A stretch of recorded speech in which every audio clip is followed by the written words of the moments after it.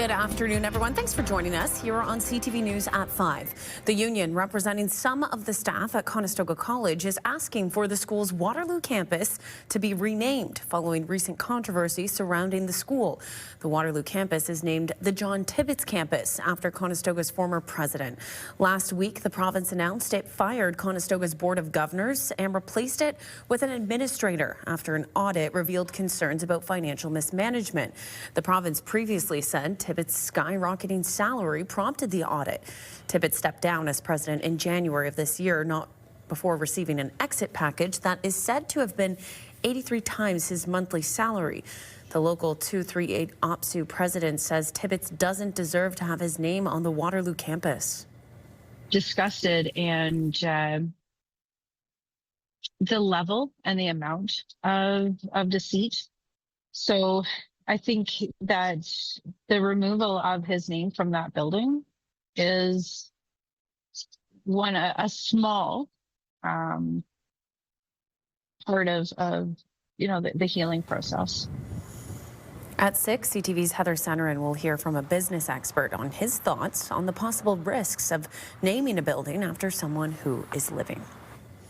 After years of complaints from parents trying to secure before and after school care, Waterloo Region's public and Catholic school boards say they found a replacement for the troubled one-list childcare registration system. The name of the new vendor is called McCannis. With registration around the corner, there is hope it will be a much smoother process this time around. But both boards are warning families that high demand could still lead to wait lists for some programs. The system is said to have an improved user interface and enhanced communication around space availability. Need a system that is sophisticated and can provide that support to a high volume of parents. In the fall, we underwent a procurement process, a competitive process, and selected McCannis as a new vendor to support the parent registration system with both boards. At 6, CTV's Spencer Turcott will have more on the new vendor and when registration opens. The province's health minister, Sylvia Jones, has confirmed a third person in Ontario is in isolation because of Hantavirus. The couple in Grey Bruce absolutely is still self-isolating. They continue to be asymptomatic, and obviously, the local public health unit is monitoring closely. We do have a third individual in the Peel region who is also isolating and being monitored by the local public health unit. On Friday, health officials confirmed 2 people from the same household were isolating in the Grey Bruce County area. Jones says that couple continues to be asymptomatic. Peel Public Health say the person isolating in that region is not a resident but a visitor.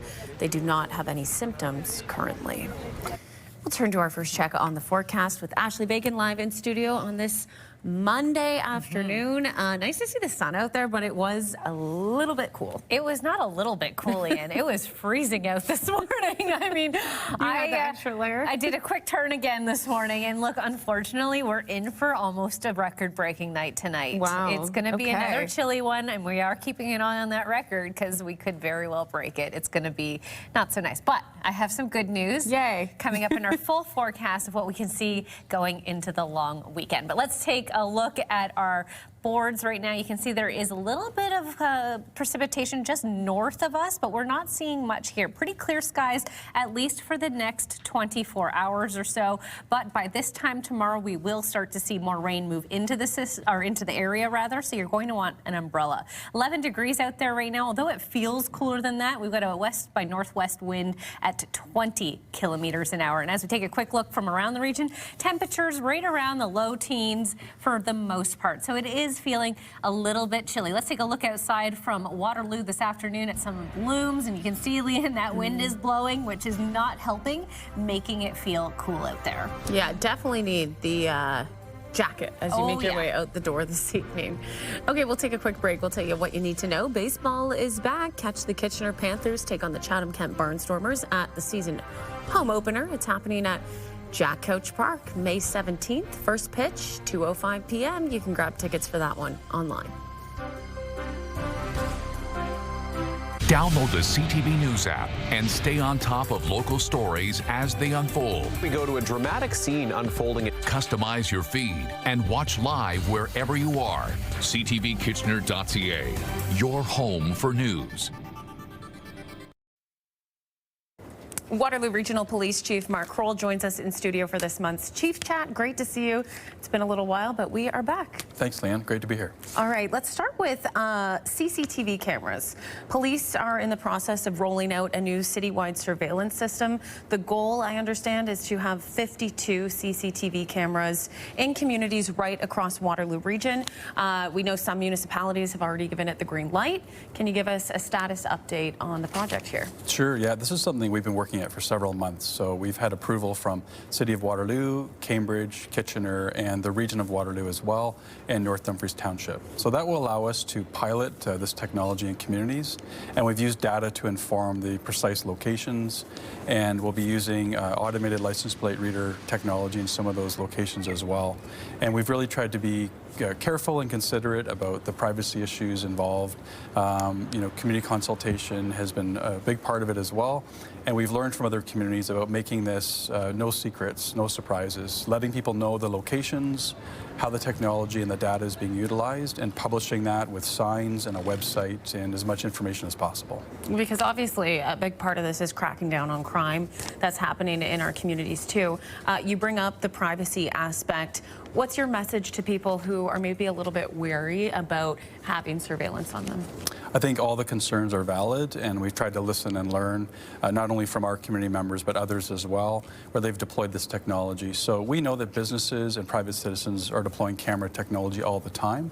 And so we encourage anyone who has concerns or questions to reach out to us, and we'll happily engage and bring them along in terms of our journey and what we're doing right now and what we're planning to do in the future. I think that's part of a smart strategy on rolling out any technology.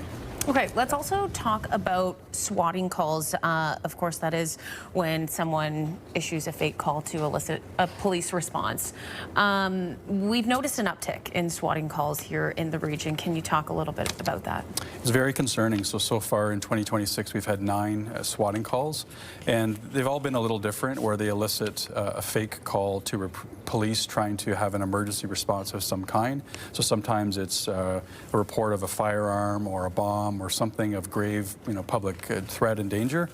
And ultimately, it causes not only disruption to the location, it could be a school or a business or a neighborhood, but also there's the waste of resources for us to respond, and also the investigation after the fact. So what makes this complex is, fake calls to police has occurred for many years. But in an advent of new digital technology and artificial intelligence, people are able to mask their identities and to shield the location of where they're making the call from. So it causes a great deal of investigative pressure along the way. Yeah, certainly. Yeah. I just want to talk about when youth are involved in these types of calls as well. How do we kind of get away from that and send a message to youth that this isn't something that they should be partaking in? Yeah, really, education comes first with everything. We want people to understand the grave danger when you elicit an emergency response of any kind. It's not only can we respond thinking that there is a significant event, but also it takes resources away from active emergencies that occur throughout the community. So we will continue to work with all of our partners, especially in the educational sphere, to educate and to provide them a real sense of the impact of these decisions. And last year, there was a successful investigation that had a 15-year-old that was responsible for several. So that is a deterrent and a lesson just in terms of the consequences. Certainly. Yeah. Okay, Waterloo Regional Police are introducing a drone as first responder technology program. Tell us what this is all about and how it's going to be used, when it's going to be rolled out. That's pretty exciting. This is an innovation that has been in the works for several years. We have deployed a drone capability known as a remotely piloted aerial system or vehicle for traffic collision reconstruction, searching for missing persons. Drone as First Responder is a new name for the technology that's rolling out across the world in North America. And really it's an evolution where drones can be launched from fixed locations through automation. And it allows an aerial view and tactical overview of what's occurring sometimes before emergency services even arrive. And that will allow us capabilities for things like I mentioned missing persons, a dynamic event where we're following people or vehicles throughout the course of the region, and other events where we'll require a coordination of resources potentially for police, fire, and paramedics.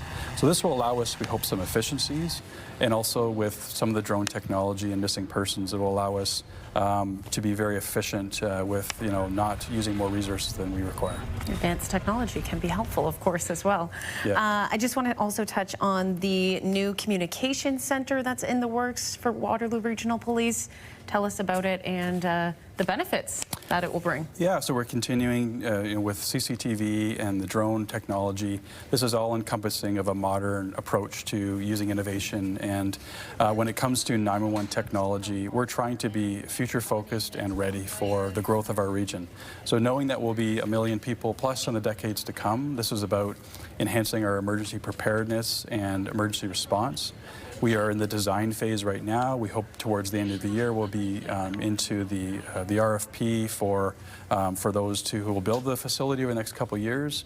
And we continue to seek partnership for those emergency services, police, fire, paramedics from our region and beyond, who will be incorporated into a future design that will take us into the decades to come. Amazing, good stuff. All right, Chief Kroll, thank you so much. Thank you very much. Take you to break and tell you what you need to know. Grow your circle and make new connections at Speed Networking in Cambridge. It's happening at Ernie's Roadhouse tomorrow night, starting at 5 o'clock. You can grab tickets online. Stay with us.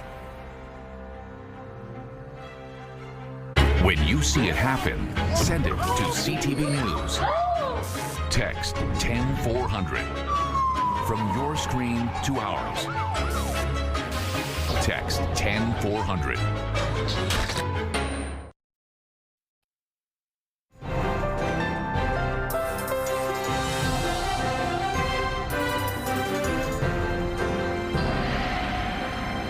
We're still waiting for what feels like spring here in May.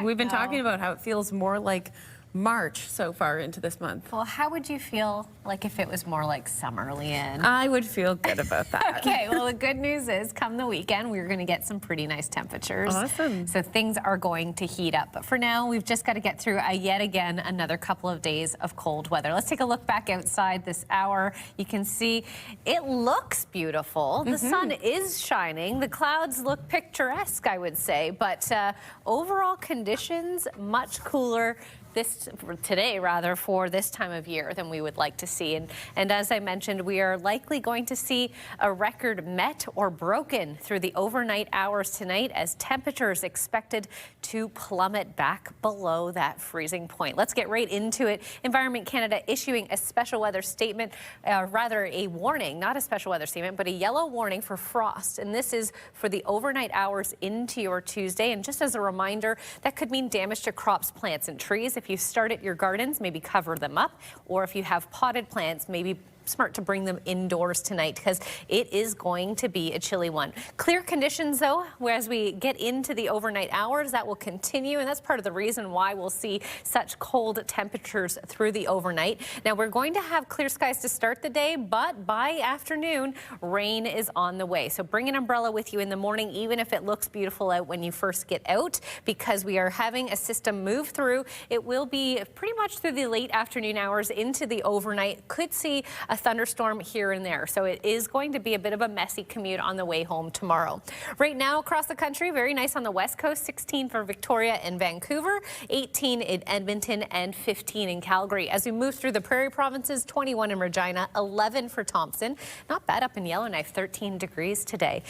Closer to home as we move towards our nation's capital in Ottawa, 11 for Ottawa, Montreal, Toronto, and Quebec City. So very much standard across the board there. And as we get into the East Coast, it's a dark, gloomy day on the East Coast. 7 in Corner Brook, 3 in St. John's, and just 10 in Halifax. Here locally, it is cooler, still sitting at 11 degrees. So very similar to temperatures right around the region, rather. Overnight, this is where things start to get frosty. -3 is the expected low. accompanied with a 15-kilometer-an-hour wind. So it could feel closer to -6 at times with the wind chill.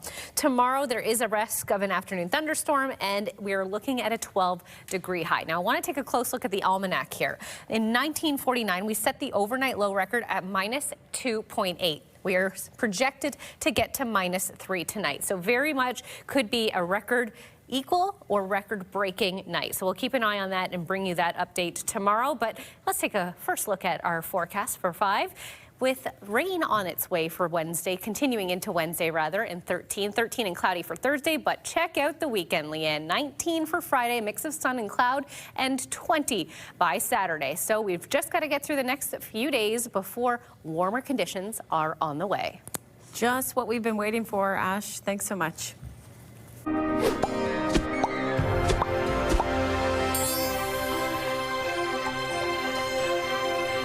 Here's what's trending. The Kitchener Rangers are 1 win away from securing their spot in the Memorial Cup after another thrilling overtime victory against the Barrie Colts last night. The bulk of the scoring for both teams didn't come until the 3rd period. That's when Dylan Edwards gave the Rangers a lead, only for the Colts to tie things up with just 12 seconds left in regulation. Game 3 of the OHL Championship Series would need double overtime, with Edwards securing the game winner in the 5th frame. Although the matchup was in Barrie, Rangers fans still showed up to cheer on the blue shirts. Analysts say they expect another loud showing from Kitchener fans tomorrow when the Rangers could close out the series. The support, I'm sure, is incredible. I'm sure a lot of family made the trip. It's a big event for these guys. It's been since 2008 since they've won something as this big, and the guys know where they are. And sometimes it's also nice, though, to get away from the home crowd and just, be with the guys, be in the hotel, just locking it down mentally. At 6, we'll hear from a Rangers fan who made the trip to Barrie to cheer the team on. The Professional Women's Hockey League is expanding next season with a new team set to play in Detroit. And ever since the announcement last week, there's been speculation Hamilton could be the next site for expansion. Nothing has been confirmed, but the city of Hamilton has finished renovating TD Coliseum and is set to welcome an American Hockey League team next year. The PWHL held what it calls a takeover tour game in the city in January, where over 16,000 fans attended a regular season matchup between Toronto and Seattle. TSN hockey reporter Claire Hanna says with the success in Montreal and Ottawa, it makes sense for the league to continue to expand. It's interesting that they're so close to Toronto with the Scepters and the success of the Scepters, but I do think that GTA area has so much hockey fever, so I think they could support it.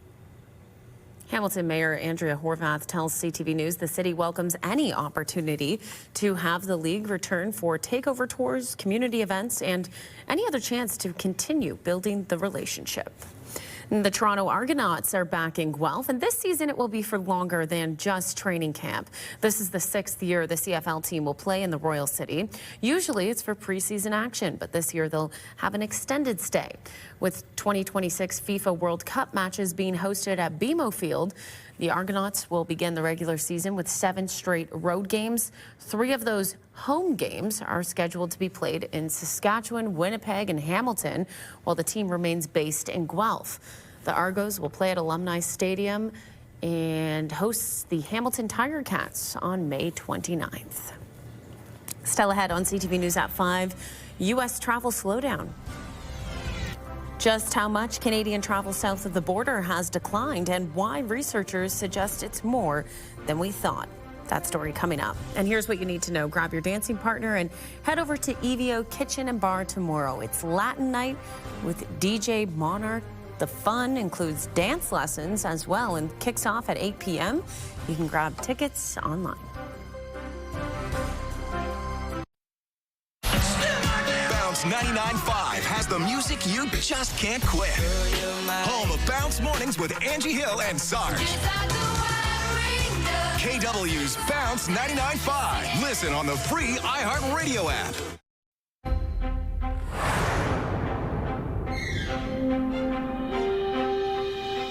Here's the final 5 stories we're following. Today marks the last day for people to fill out their census forms. Stats Canada says reminder letters will be sent out to households that don't complete the form on time. They may also follow up with phone calls and in-person visits. Not completing the form could eventually result in a $500 fine. The census is completed every 5 years, and the information is used in population-based decisions on how public resources are allocated. New data suggests Canadians may be avoiding travel to the U.S. more than it first appeared. The measurements commonly used to show the decline come from border crossings, where Stats Canada shows a dip of about 25%. However, new research out of the University of Toronto looked at Canadian cell phone activity in major U.S. cities and found a median decline of 42%. The researchers say the new information reveals that border data doesn't capture the full extent of the drop, and when Canadians do travel south of the border, they are visiting fewer locations and staying for less time. Second Harvest is calling for a national food waste reduction framework within Canada's food security strategy. This includes an examination of the use of best before and expiry dates on product packaging. The report says Canada wastes 46% of its food, with nearly a quarter of that linked to confusion around labels. The organization is calling for the establishment of national food waste reduction targets, modernizing best before date labeling, and investing in the charitable hunger relief sector so surplus food reaches communities. A new study is looking at mothers with endometriosis. It's the first Canadian study to examine the health of babies born to mothers with the condition. It found mothers with endometriosis face a slightly higher risk of giving birth to babies with birth defects. Endometriosis impacts roughly 1 million people in Canada. You are here to help us through our current scandal. Click, click, click, click, everywhere. And finally, The Devil Wears Prada 2 stayed in style at the weekend box office. The sequel, starring Meryl Streep, Anne Hathaway, Emily Blunt, and Stanley Tucci, brought in another $43 million US across North America. Mortal Kombat 2 debuted in second place with $40 million, while Michael danced its way into third place with $36.5 million in ticket sales. So a few good films out there that you could check out this week if you're looking for something to do. All right, we'll leave it there. We're back at the top of the hour with your next local news. For now, we'll send it over to our colleagues in the CTV National Newsroom. Take care. Have a good night.